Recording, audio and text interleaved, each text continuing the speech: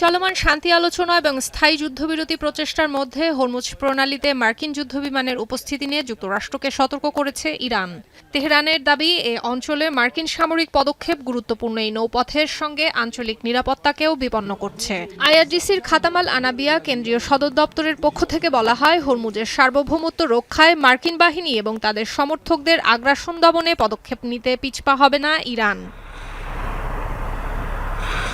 এদিকে হরমুজ হয়ে ওমান সংলগ্ন রুট ব্যবহারকারী জাহাজ শনাক্ত করতে বিশেষ বাহিনী মোতায়েন এবং অনুমোদিত একটি পথ তৈরি করেছে আইআরজিসি। 72 ঘন্টা ময়েশ্চার লক সমৃদ্ধ লিলি হুইপ শিয়া মিস্টিক গ্লোয়িং বডি ওয়াশ। শিয়া বাটারের গুডনেস স্কিন রিপেয়ার করে রাখে সফট ও গ্লোয়িং, ছড়িয়ে দেয় লং লাস্টিং ফ্রেগন্যান্স, যা সব তেলের ট্যাঙ্কার এবং বাণিজ্যিক জাহাজকে ব্যবহার করতে হচ্ছে, যা নিয়ে অস্বস্তি রয়েছে ওমানের। তাই হরমুজ প্রণালী ঘিরে বিকল্প প্রস্তাব রয়েছে দেশটির।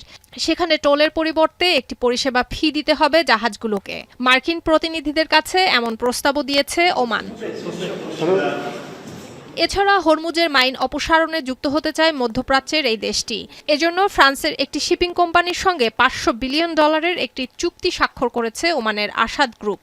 এর আগে ফ্রান্স ও ওমান হরমুজ থেকে মাইন অপসারণে যৌথভাবে কাজ করতে চাইলেও তা প্রত্যাখ্যান করে ইরান। দেশটির পররাষ্ট্র মন্ত্রণালয় জানায়, ইসলামাবাদ সমঝোতা স্মারক অনুযায়ী হরমুজে মাইন অপসারণের কাজ তেহরান একাই করবে।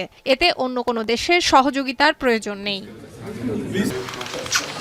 সুলতানা দিনা, এখন বিশ্ব।